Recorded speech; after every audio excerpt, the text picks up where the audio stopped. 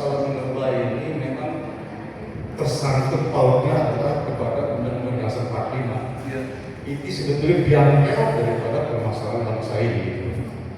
Tadi kita sudah bincang-bincang sebentar tentang masalah Undang-Undang Dasar itu. Jadi persoalan di pasal 33, ya, ayat 4 dan ayat 5. Jadi pasal 33 itu setelah diambil ada yang menulis. Ada ayat 1, 2, 3, 4, dan 5. Ayat 4-nya mengatakan begini, perekonomian nasional diselenggarakan berdasarkan demokrasi ekonomi. Bla bla bla bla. Nah sekarang kita pengen tahu apa itu demokrasi ekonomi. Itu kalau kita lihat di kamus besar itu artinya adalah setiap orang mempunyai hak dan kewajiban yang sama di bidang ekonomi. Itu pengertian demokrasi ekonomi itu. Artinya kalau setiap orang berarti individu dia boleh mengelola taman-taman dimanapun, mengelola kelapa sawit 3 juta hektar itu adalah dari korporat atau orang per orang. Itulah sumber bersama di pasal 33 ayat 4 dan ayat 5. Ayat 5-nya berbunyi ketentuan ini ditulis secara undang-undang. Maka lainnya undang-undang minerba, undang-undang Omnibus Law dan undang-undang yang lain. Inilah yang menjadi penyebab pasal 33 ayat 4. Inilah yang bangkrutnya negara ini. Jadi ini Prof, saya pengen nanti usulkan kalau nanti KBS ini mau nulis surat ke Presiden dan DPR, tolong cabut pasal 33 ayat 45 karena sumber usaha ada di ayat 4 dan ayat 5. Apakah itu cukup? Belum. Kita harus kembalikan dulu pasal 1 ayat 2 dikembalikan ke aslinya, pasal 2 ayat 1 dikembalikan ke aslinya, pasal 3 dikembalikan pada aslinya, pasal 6 dikembalikan pada aslinya, pasal 6A dicabut, 6A. Karena itu sumber juga pengeluaran sumber daya alam kita. Jadi ada kita 5 atau 6 pasal yang harus dikabut. Artinya kalau pemerintah tidak mau kembali ke Nusantara, Prof, kita usulkan kita segera melaksanakan yang namanya amandemen yang kelima.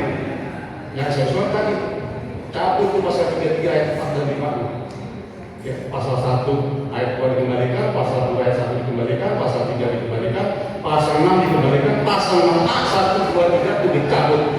Itulah kita berjaya, Prof. Kalau itu nggak dicabut, saking apapun kita minta 2 juta setahun, nggak mungkin tercapai.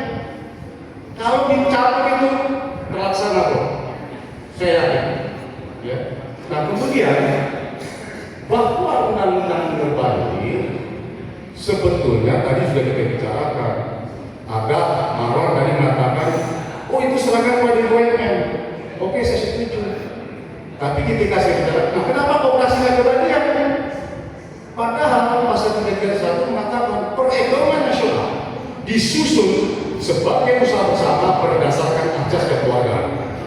Menurut Bung Hatta dalam penjelasan itu adalah usaha yang cocok untuk pasal 331 adalah kooperasi. Kenapa kooperasi di dalam ini kan?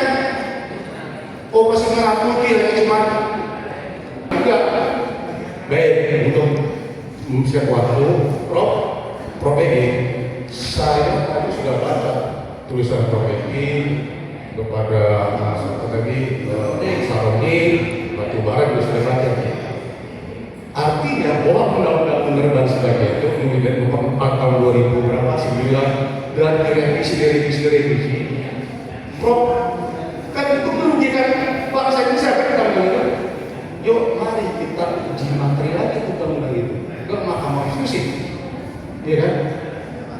Kalau itu sudah diuji oleh MK, dikatakan bahwa undang-undang itu gugur atau dibatalkan, kan secara otomatis gugur pula. Para kelompok operasi yang bekerjasama dengan oligarki inilah yang merusak kekayaan ini. Plutokrasi itu kerjanya kan cuma kasih duit ke pemerintah, ke DPR, pemerintah, lu buat undang-undang ini ya, DPR ini buat undang-undang ini uangnya 100 triliun, semuanya diberikan kok. Ini yang berbahaya. Gitu. Oleh sebab itu saya menginginkan pertama, Bung Hendra sebagai kompetensi, coba melakukan uji materi itu undang-undangnya telah ditulis oleh Pak Peggy, oleh Bung Ahmad Saroni atau Batubara uji materi ke Mahkamah Konstitusi, ya, sehingga bisa dibatalkan undang-undang itu. Terima kasih.